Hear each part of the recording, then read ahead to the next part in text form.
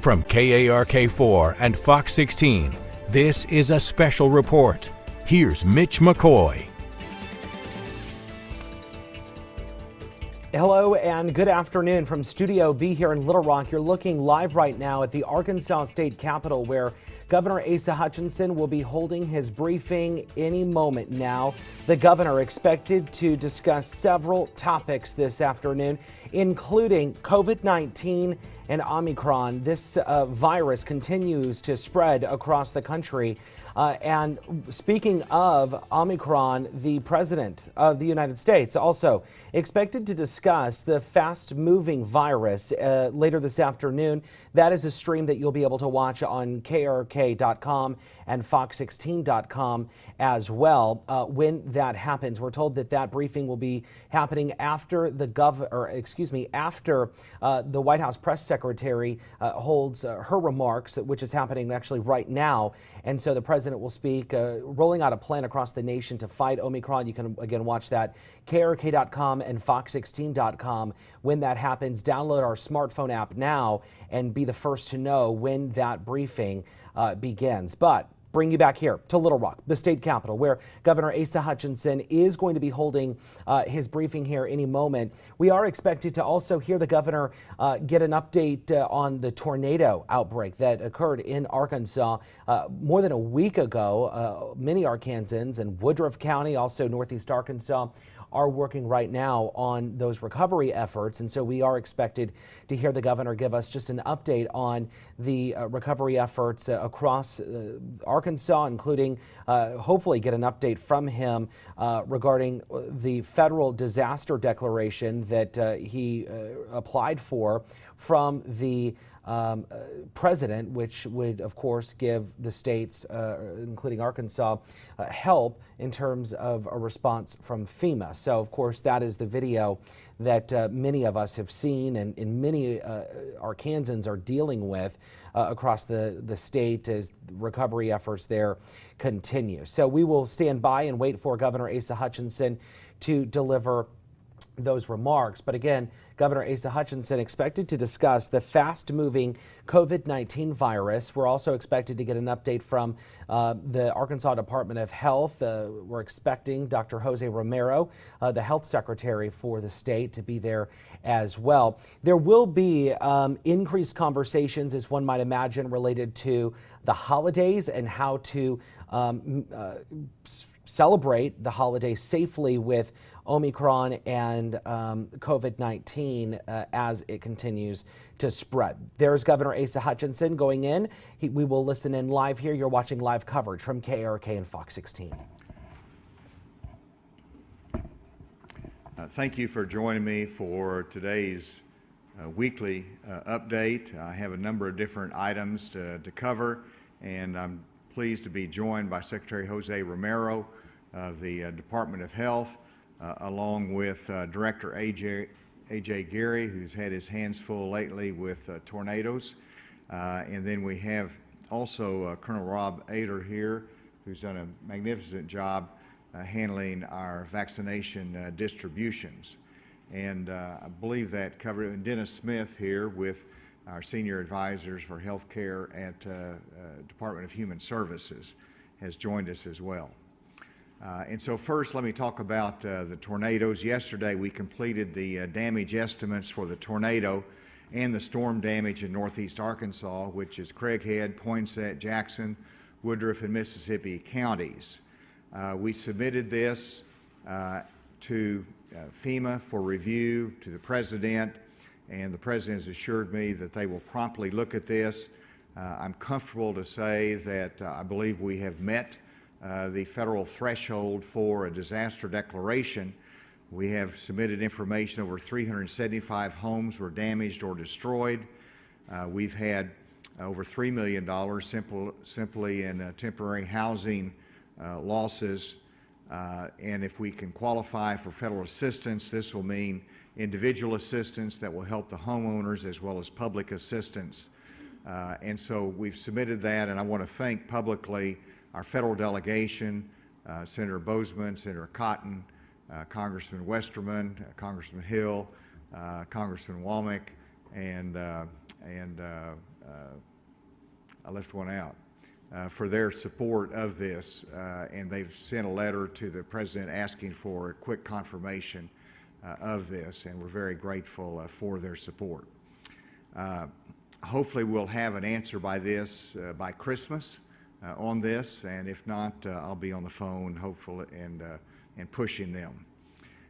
The second item I want to announce today is that we have had our home waiver request pending at CMS for some time under review. Dennis Smith is here, who's been working very diligently along with Secretary Cindy Gillespie on this, and I'm pleased to announce that CMS today has granted our waiver request to continue with our Medicaid expansion program in Arkansas, which will be now called Our Home, and this will allow 300,000 low-income Arkansans to continue to receive health care under our qualified health insurance plans that have been very successful in Arkansas in expanding health care. So I'm very pleased with this information.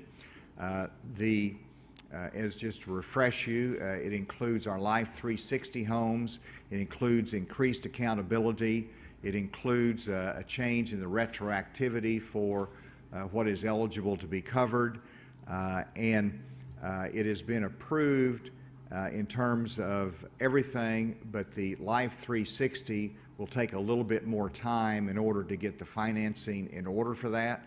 So that will not be able to start immediately, but the waiver has been approved, and very importantly, what was important to me and to the legislature was increased accountability, concentrate on health outcomes. All of that will be a part of the renewal package that we have received now from CMS. And I want to thank Senator Irvin and Representative Gray for their sponsorship of the authorization to pursue that waiver. This comes at just the right time so that 300,000 Arkansans can be confident of continued health care coverage as we go into the new year. So it's good news for this time of the year. Now let me speak about the latest case update for COVID, and specifically let me talk about Omicron, the new variant. Last week, Arkansas confirmed its first case of the variant Omicron. Today, the CDC has posted on their website and is saying that Omicron variant is 73% of the new cases nationwide. And then if you drill down into our region, and our region includes Arkansas, Texas, Oklahoma, Louisiana, New Mexico, that the CDC is saying in that region the new Omicron cases are even higher than the national caseload, and it is at 92% of new cases being of the variant Omicron. I spoke with the CDC and the White House about this today as to this report's accuracy. The 92% is for the region, I would emphasize, and it is not particularly directed at Arkansas, and it is a projection for the region based upon the latest surveillance data. And so regardless of whether the current estimate is precise, it is clear that Omicron is in our state, it is spreading rapidly, and it will define our prevention efforts for the coming months. The good news is that we are at the beginning of the Omicron variant in Arkansas, and so we should have a good Christmas with adequate hospital space. And we did have a meeting of our Winter COVID Task Force today. I heard from our hospitals across the state. They're comfortable with their hospital space.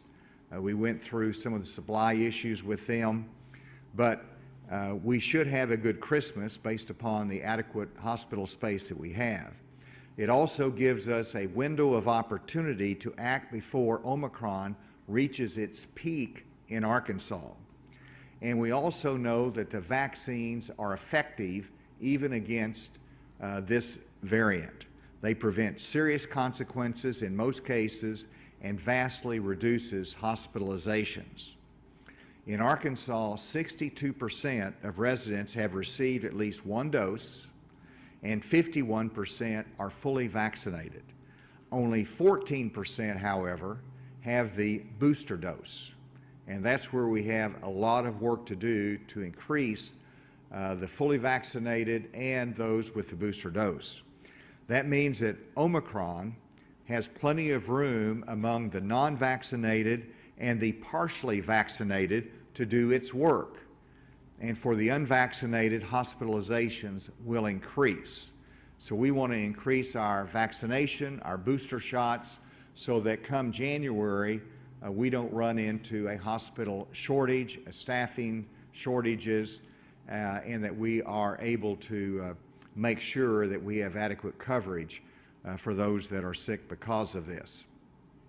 And so with that, let me go to the graphs for today's report. And you see that we have new cases of 955, which is an increase from last week's new case number of 782 1 week ago. You look at our active cases, they're up 253, and we have, sadly, 15 additional Arkansans who have died from COVID. You go to the vaccines, so we had a good day of getting vaccines out of almost 12,000. Of these, 47% are third dose, and so people are getting the booster, almost 6,000 or more. We have 35% first doses that we want to continue to increase because that means more people, we're going to increase our vaccination rate. On hospitalizations, we are down 17, which is great. As some of the hospital administrators say, people do like to get out of the hospital for Christmas. And so they try to speed that up, but those numbers are down. Ventilators are slightly up. If we go to, this is something that we should draw our attention to. Craighead County is not normally on the excessive new case list, but here we have 116 new cases in Craighead County, largely in the Jonesboro area. And this is a concern and illustrates how quickly the coronavirus can spread.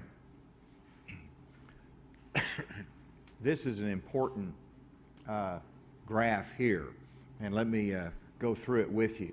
The red line at the top are those that are not fully vaccinated. The blue line, the middle one, is those that are fully immunized.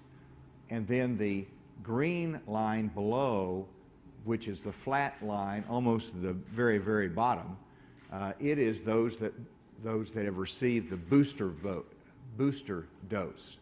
And so then you can see, you know, you got your time sequences. It starts November of 2021, goes to December of 2021 on the end, and this is the rate of COVID new cases among persons 65 and older. This is only 65 and older by vaccination status. And so those in that category, if you've been boosterized, if you've received your booster shot, it's just 0 cases during that period of time among those 65 and older that are really the most vulnerable. If you've been fully immunized with the blue, you do have some breakthrough cases, fairly minimal.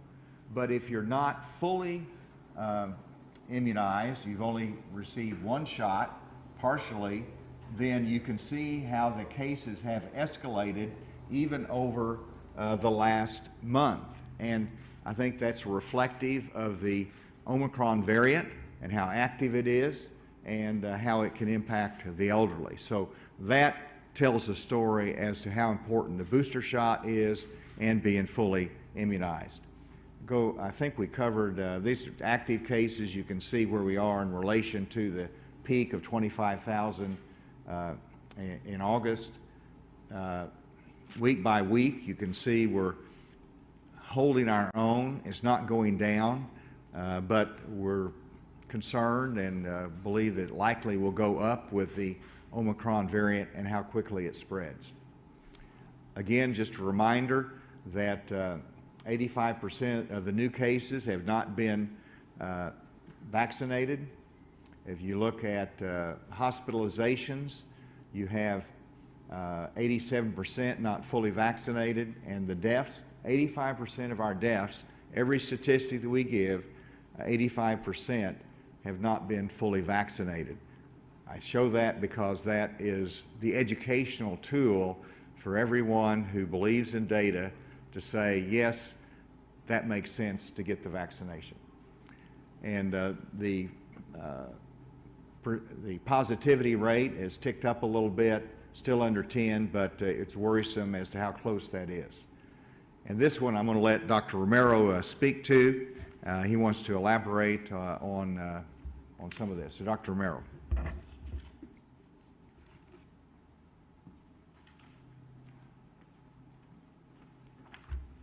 Thank you, Governor. So as the Governor has pointed out, we are seeing an increased number of cases in the Craighead County area, and as pointed out, was in the approximately 80% of those cases are coming from Jonesboro. What's also significant is that 54% of those, or 50.4% of those, are in the 25 to 44-year-old age group. So a very significant number, and followed by the childhood age group, those under 18 or 20%. So what this graph is showing you is the total number of individuals within a given age group. So let's look at the farthest to your right, which are the 65 and older age group. You'll see that 75% of those individuals have received full vaccination, and of that group, 52%, a little bit more than that, have received a booster dose. And you can see that decreasing over the age group. It's pointing out that those groups that are below that are not getting their vaccine, their booster dose. And we know, and that the Governor has shown that graph here, that has shown that those individuals that have, although 2 doses fully vaccinated, still are forming part of the group that are being hospitalized. We want that group to get the 3rd dose, that booster dose. Please do so. It's available. Yeah, it's quick, it's easy, and that will give you that extra level of protection. So going forward, please get that done. And you can see that it's particularly low in that 19 to 24-year-old age group. Those individuals are at greater risk for becoming infected with the Omicron variant, and we need to get them vaccinated. So moving aside, I want to talk again about the 5 to 11-year-old group. There's a very slow uptake in the vaccine in that group. At this time, we have about 14% accepting 1 dose and only 7% accepting a full dose. So again, parents, please, this does infect children. It can cause severe disease. We want these children vaccinated. If you're going to get together for the holidays, again, some rules, some good thoughts to think about. Use a mask. Limit your get-togethers to family members, particularly family members that have been immunized. And if you're going places, get tested before you go. Make sure that you're not bringing not only just your dish to the get-together, but you're not bringing COVID to the get-together by having a test to show that you're negative. So thank you very much, Governor. Thank you, Dr. Romero. And before I turn it over for questions, I wanted to recognize Colonel Rob Ader, who was called over from his responsibilities at economic development to come over and run our vaccination distribution program. He's done an extraordinary job, and we're giving him leave with a great deal of gratitude to return to his previous post. And so he'll be transitioning, and Lieutenant Colonel Eric Kramer, who is here on my left, who has been side by side with Colonel Ader through this process, will be taking over that responsibility at the Department of Health, and we're grateful for that as well. But the gratitude of the state goes with you during this critical time in our history and what you've done. Rob, with that, we'll turn it over for any questions.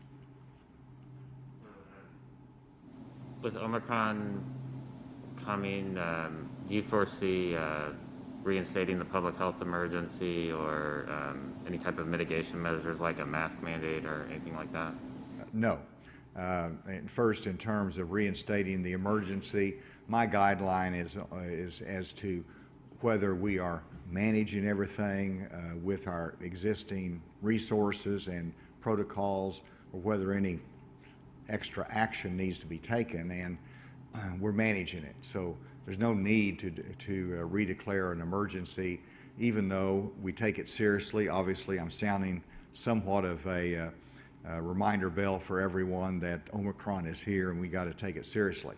In reference to mandates or stopping businesses, that's absolutely off the table. We're open. It's important for our children to go to school. It's important for our businesses to not be interrupted. They know how we can protect ourselves. They have the ability to make decisions for their health of their workplace. And so we are open. We're not going to be doing what New York's done. We're not going to give people a false choice of either we're going to shut down your business or we're going to be imposing mandates. We do not have that choice. We're going to continue to educate, increase our vaccination rate as we're doing, but we're going to keep open. Just want to take a brief pause here, show you that the president is speaking right now, also rolling out a plan related to fighting Omicron. You can watch that now at KARK.com or Fox16.com. You can also go to our social media platforms. Now back to Governor Asa Hutchinson here in Little Rock. Information of the CDC. Now, I don't believe it's at 92%. I don't think we're where that region is, but it certainly accelerates quickly. And in terms of our capability to identify this, we have two sources for it, which is the Minnesota lab, but also UAMS has that capacity. So we do have it in state. We've invested in that, and so we do have that capability. Dr. Romero, did you want to comment further on that? So the governor is absolutely correct. I mean, this is prevalent now. It's becoming more prevalent in our state. The fact that we found only one doesn't mean that's the only one that is here. In addition to the surveillance that the governor has already mentioned, next month, probably about the 10th of January, we will have our own internal health department surveillance available with sequencing capabilities available. We've been limited somewhat because of supply chain issues as everybody else. So we are looking for this. We know it's here. We have epidemiologic data to indicate that it's here. I think that these increases in cases that we're seeing, especially in children, represent this Omicron variant. And this question might also be for Dr. Romero. So at-home tests are becoming more prevalent, and early data about Omicron shows that it multiplies faster, and you can go from negative to positive in a much shorter time period than past variants. That on top of reliability of home tests, how reliable are tests in general and are at-home tests? So those are very good questions. So I've directed those questions to the CDC, and I've been informed that as of yesterday, that the tests that are available, those antigen tests, are reliable. They do pick up the virus, and you are very correct that people turn positive, if you will, very quickly with this particular virus. So we also realize that we are losing what we call line of sight, that is the ability to know who is positive in the community. But we also believe that people in the community that test do undergo some form of mitigation measure in their home. That is, they don't go to school, or they don't go to work, they don't engage in social activities. So we do encourage testing at home when possible. These are expensive tests. We hope that they'll be more widely available at a lower cost to the public in the next few weeks. And let me just add to that I do believe we need to expand the availability of rapid tests that you can do in your home, and so I've challenged the Department of Health to develop a plan for that, but there's supply chain issues. The acquisition of sufficient quantity of those at-home tests is a problem, and then of course you have the cost issue as well. And so I know that the President will be making an announcement today in reference to home tests and the availability of it, and presumably from the early reports that you'll be able to go online and order from the federal government the at-home test. Well, that only can occur whenever the federal government commands the entire marketplace of tests. And so that limits the state's ability to develop those type of programs and initiatives and to have adequate supply of those tests. So we'll have to work through that, but that is something that is important that we expand that availability. Did the feds sign off? You guys wanted to do expanded cost sharing And I think there's a provision that would allow, if the next administration, beyond the Biden administration, would allow a work requirement you guys to implement. All right. Something like that. Is that, So did that get approved? Yeah, let me answer it, then I'm going to ask Dennis Smith to come and make sure everything's clear on that. But first of all, we ask for requirement to pay increased premium payment for those that are making more income. And that was denied. And so right now the premium payment is $13 for those on the Arkansas Works, now Our Homes.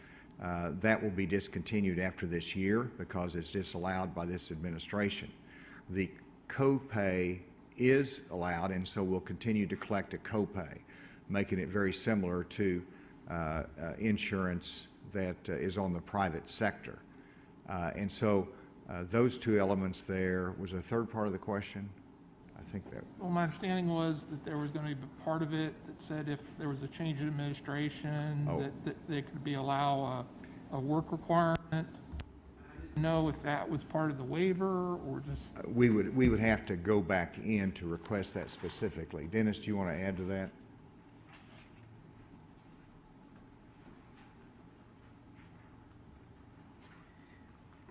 Based on the litigation and based on what the Biden administration had put out in guidance, we did not formally request a work requirement.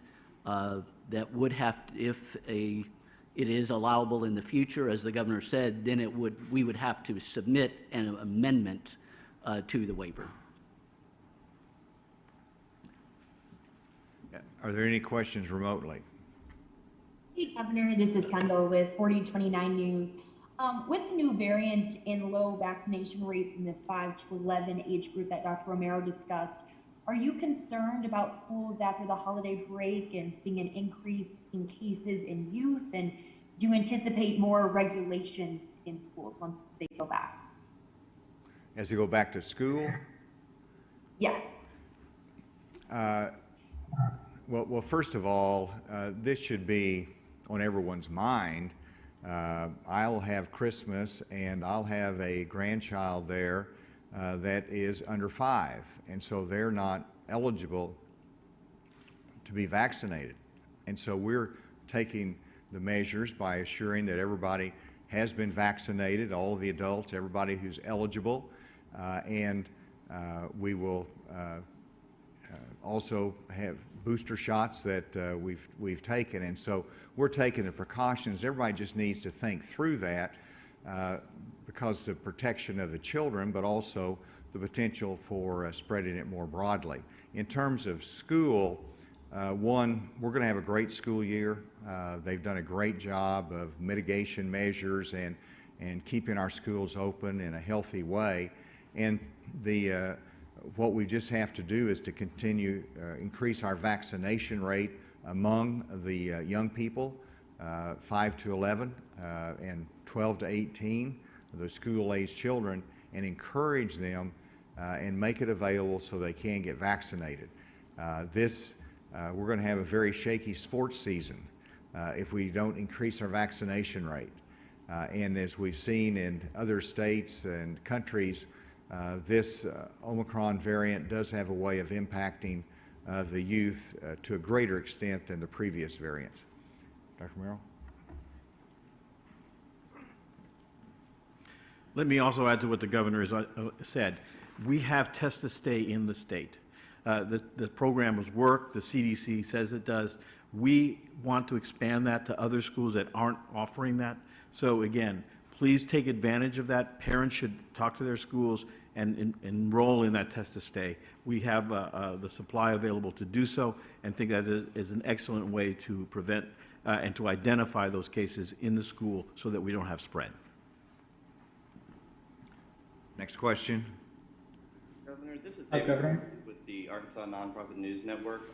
Regarding the Fed's decision to allow premiums for one more year and then disallow them going forward, you sort of explained the dynamic there. I guess, do you have any reaction to that or comment about that decision? Was that a disappointment?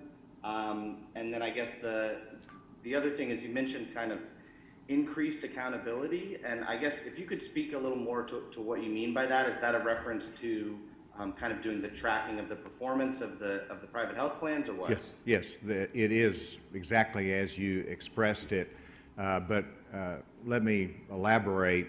The one priority was simply getting the waiver so that we can continue this very successful program in terms of expanding health care.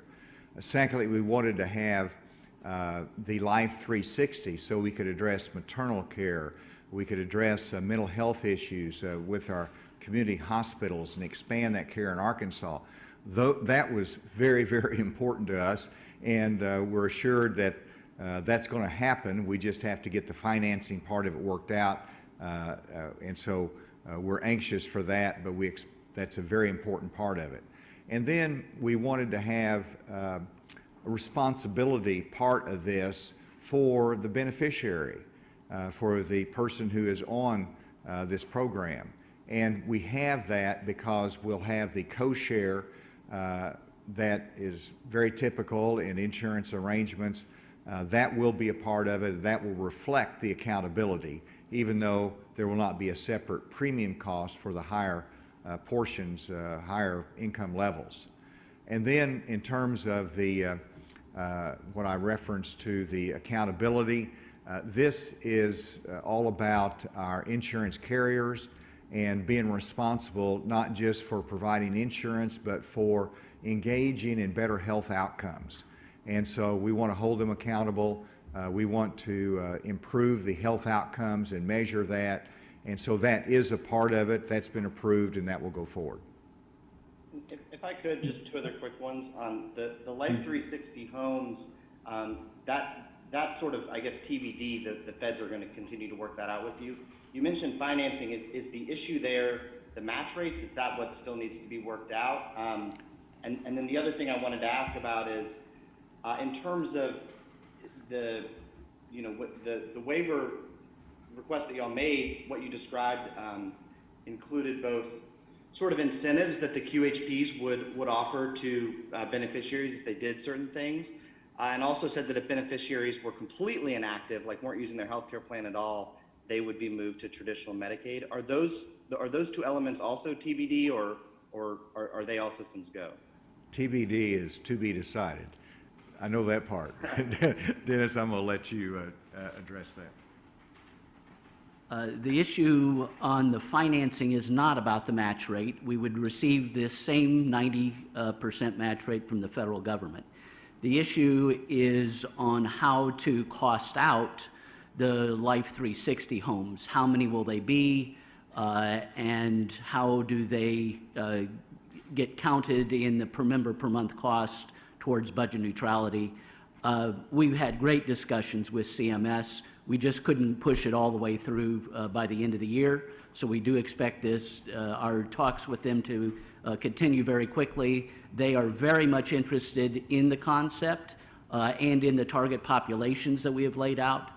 So we are confident that we will get the Life 360 homes. It just takes a little bit more time on the financing. This is Mitch McCoy in Little Rock. Again, just want to remind you, President Joe Biden speaking right now, discussing and rolling out plans to fight Omicron.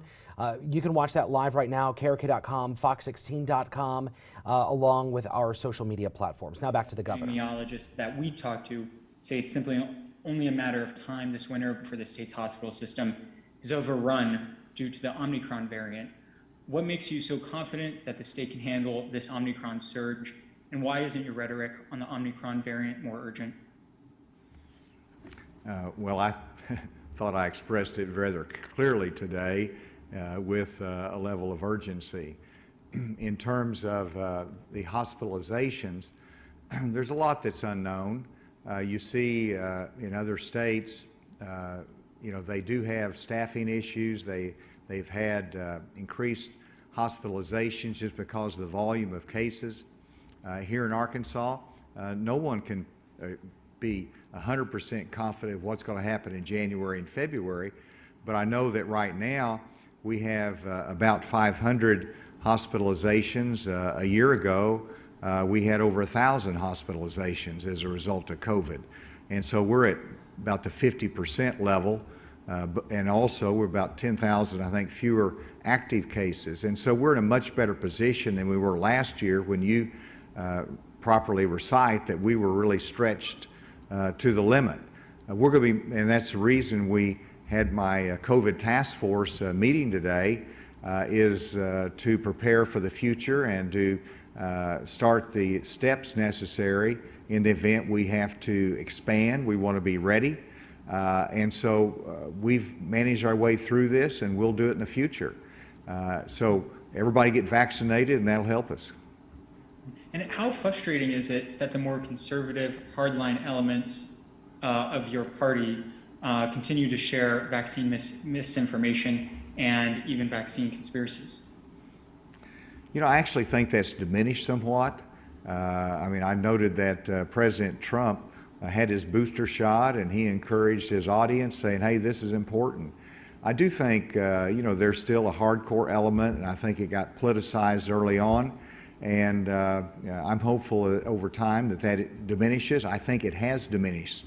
And part of it is just simply people see facts, and it's hard to deny the reality of what we're seeing in terms of the new variant, of the success of the vaccinations, in terms of better health outcomes. So that's the right strategy, and I'm pleased that there's a growing consensus that this is the way out of this. Is there another last question at the table here? Are steps that you'll need to take to increase hospital capacity once, you know, Omicron really gets going, and what types of, if so, what types of things are you looking at? Well, I mean, the risk is that we are in the bottom 10 of states in terms of our vaccination rate. And so the national prognosticators say that's a problem, because that means 49% of our population is not fully vaccinated. And that's a lot of room for Omicron to work. And if 1% of those are hospitalized and we don't increase that vaccination rate, it could mean in January or February we could have a hospital capacity issue. Now, that's unknown, and so we have to be prepared for that. We will be prepared for it in the event we have to expand hospital space. We expanded hospital space last winter at the peak times, and we'll be prepared to do it again if we have to. We don't want to do that because it costs a lot of money, but if we have to, we will. But the better answer is let's get vaccinated. Dr. Romero, you good? I'm very good. And yes, ma'am. Yes. Do you have the totals for the cost of damage from the tornado? I know that the benchmark was $5 million. Did it surpass that? I'm comfortable that that damage level has been passed. The letter to the president for our request for disaster declaration recites the damages in homes, in businesses, in relocation expenses, and some of the cost elements there. But from that, you can extrapolate that I'm confident that it meets the disaster requirements, and it's over $5 million. Can state funds be used if we receive that federal money? I know there was a separate emergency state fund. Would those be used as well? AJ, I want to get it right. I think the answer is yes, but is that right, Jake? Do you want to elaborate?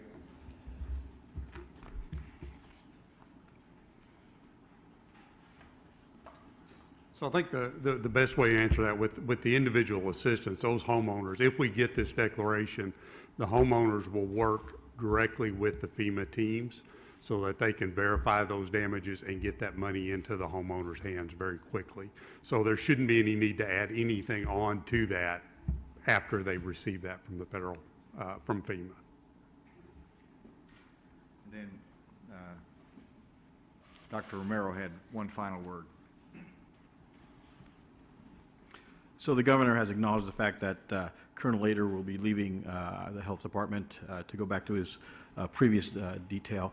But I also want to state that the Colonel has done an incredible job in developing and affecting our ability to give out the vaccine. He's left a model that will go well into the future, not just for COVID vaccines, but for other vaccines in its distribution. And I think his contributions aren't acknowledged enough, but clearly, when this is looked back upon, it will be seen that he's had a major impact on our ability to distribute vaccine throughout the state. So I want the citizens of the state to know that. I personally acknowledge it like the governor does also.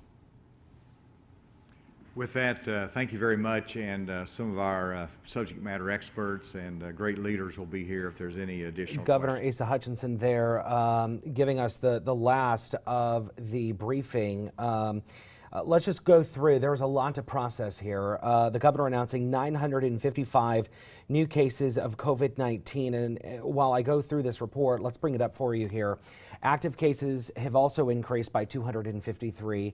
Hospitalizations have decreased by 17, but there are 15 additional deaths. The Governor Asa Hutchinson saying today that Omicron is spreading rapidly in the state of Arkansas right now. He said that there is a new CDC report out that shows Arkansas that is in a region with several other different states that shows that Omicron is now spreading at a 92% transmission rate, which the governor has concerns about. But overall across the country, the health officials saying that Omicron is now spreading at 73%. Keep in mind, the first case of Omicron was reported last week in the state of Arkansas. That is when the variant was first detected here in the natural state. They did not elaborate on any further new cases of the virus here, but the governor did say that people they need to expand rapid testing, including at home. That is something the president is also talking about right now. And according to the health secretary, Dr. Jose Romero, he says people are turning positive very quickly, which is incredibly interesting when you look at the difference between the Delta variant and Omicron. So, of course, this is something that we're going to continue to look at. We're going to continue to monitor. While we do that, I want to bring your attention to the White House happening right now. The President of the United States, Joe Biden, and actually he's walking out of it looks like the East Room there. He just delivered an update on COVID-19, specifically Omicron, and the rollout that is expected in terms of a plan to fight the virus, specifically that variant. His entire speech, while it is over, his entire speech is available right now on our website, KARK.com and Fox16.com as well. And you can watch it in its entirety also on our social media platforms. But there was a lot to process for sure, and we will keep you updated on this, and we'll have a full report coming up on KARK4 News at 4, of course, Fox 16 News at 5:30 as well. I'm Mitch McCoy. This has been a special report from KARK and Fox 16. Good day.